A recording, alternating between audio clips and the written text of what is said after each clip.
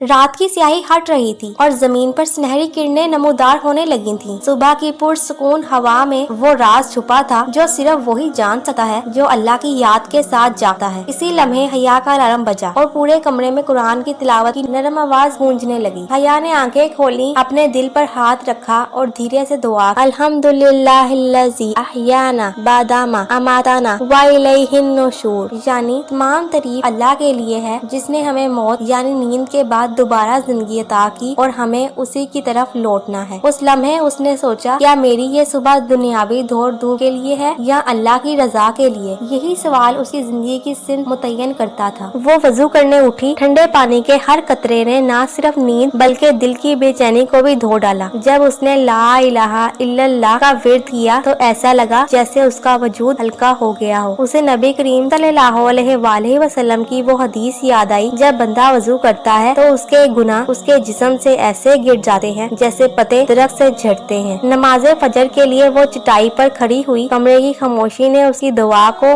और भी जाती बना दिया। रुकू और सजदे में उसने महसूस किया कि उसका दिल, जिस्म और रूह एक सिद्ध में है। वो अल्लाह के हजूर झुकी हुई थी। उसके दिल में ये यकीन पुख्ता हो रहा था कि यानी बेशक अल्लाह के जिक्र से ही दिलों को सुकून मिलता है। नमाज के बाद उसने कुरान खोला और अपनी डायरी पर लिखने लगी, जब मैं अल्लाह के सुपुर्द कर देती हूँ तो मेरे दिल के तूफान थम जाते हैं। जिक्र मेरे ख्यालात को बदल देता है और तवक्कुल मुझे नई ताकत देता है। इस्लामी नफ्सियात के असूल के मुताबिक जिक्र सिर्फ जुबान की हरकत नहीं बल्कि दिमाग के न्यूरॉन्स को भी रीप्रोग्राम करता है। ये दिल और दिमाग दोनों को रोशनी देता है। तलुए आफ्ताब से पहले हया ने हल्की वर्जिश और खिंचाव किया। उसे रसूल अल्लाह सल्लल्लाहु अलैहि वसल्लम का फरमान याद आया, तुम्हारे जिस्म का भी तुम पर हक है। वो जानती थी कि जिस्म की देखभाल इबादत का हिस्सा है क्योंकि सेहत इमानत है। हर सांस के साथ वो आहिस्ता आहिस्ता अस्तगफिरुल्लाह और अल्हम्दुलिल्लाह पढ़ती रही। बावर्ची खाने में उसने खजूरें, शहद और नीम गर्म पानी का नाश्ता किया। खाते हुए उसने वो सुन्नत याद की कि खाना इत्दाल से खाओ। पेट का एक हिस्सा खाने के लिए है, एक हिस्सा पानी के लिए और एक हिस्सा हवा के लिए। उसने जल्दी जल्दी खाने की बजाय आहिस्ता आहिस्ता बिस्मिल्लाह के साथ हर लुकमा खाया। नाश्ते के बाद उसने अपने दिन के लिए सिर्फ 3 अहदाफ लिखे। पहला, इबादत को घरेलू कामों के साथ जोड़ना यानी काम करते हुए जिक्र करना। दूसरा, गुस्से और चिड़चिड़ेपन पर काबू रखना क्योंकि सब्र ही असल कामयाबी है। तीसरा, हर अमल में अल्लाह की रजा को नियत बनाना। जब सूरज की पहली किरण उसकी बालकोनी पर पड़ी तो उसने आसमान की तरफ देखा और दिल में कहा, या अल्लाह, आज का दिन तेरे नाम पर है, मेरी मेहनत में बरकत दे और मेरे दिल को अपने नूर से भर दे। नबी करीम सल्लल्लाहु अलैहि वसल्लम का फरमान याद आया, अल्लाह ने मेरी उम्मत के लिए सुबह के वक्त में बरकत रखी है। इस लम्हे हया ने समझ लिया कि बामकसद सुबह का मतलब ये नहीं कि ज्यादा से ज्यादा काम करना है बल्कि ये है कि हर अमल को अल्लाह की रजा के साथ जोड़ देना है। दुनिया के काम खुद ब खुद आसान हो जाते हैं जब दिल अल्लाह से जुड़ जाता है।